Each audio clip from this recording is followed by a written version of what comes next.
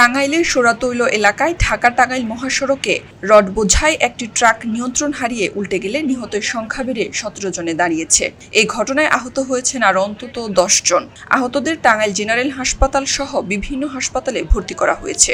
সোমবার ভোর ৫টার দিকে এই মর্মান্তিক দুর্ঘটনা ঘটে। প্রাথমিকভাবে জানা গেছে, নিহতদের মধ্যে ১৩ জনের বাড়ি নওগাঁর মান্দায় ও অপর দুজনের বাড়ি রাজশাহীর তানোর উপজেলায়। পুলিশ ও স্থানীয় সূত্র জানায়, ঢাকা থেকে উত্তরাঞ্চলের উদ্দেশ্যে ছেড়ে যাওয়া একটি রড বোঝাই ট্রাকে চালক ও সহকারীর পাশাপাশি বেশ কয়েকজন যাত্রীও ছিলেন। ভোরে টাঙ্গাইল সদর উপজেলার সোরাতৈল এলাকায় পৌঁছালে ট্রাকটি নিয়ন্ত্রণ হারিয়ে সড়কের পাশে উল্টে যায়। এতে ট্রাকের নিচে চাপা পড়ে এবং ছিটকে পড়ে ঘটনাস্থলেই বহু যাত্রীর মৃত্যু হয়। আহতদের উদ্ধার করে দ্রুত হাসপাতালে পাঠানো হয়।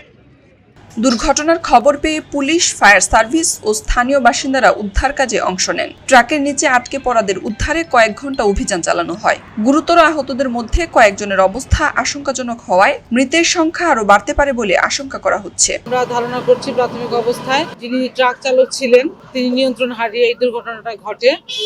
১৫ জন আমরা এখানে লাশ উদ্ধার করি এবং ৯ জনকে আহত অবস্থাতে আমরা উন্নত চিকিৎসার জন্য আমরা টাঙ্গাইল পাঠিয়েছি।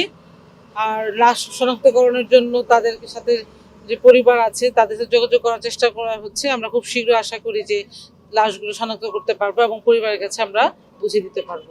এদিকে দুর্ঘটনার প্রকৃত কারণ উদ্ঘাটনে তদন্ত শুরু করেছে পুলিশ। নিহতদের পরিচয় শনাক্ত ও মরদেহ স্বজনদের কাছে হস্তান্তরের প্রক্রিয়া চলমান রয়েছে। প্রশাসনের পক্ষ থেকে আহতদের চিকিৎসা নিশ্চিত করার পাশাপাশি দুর্ঘটনার বিষয়ে প্রয়োজনীয় আইনগত ব্যবস্থা নেওয়ার কথা জানানো হয়েছে। খবরের কাগজ, নিখাত, নির্ভীক, নিরপেক্ষ।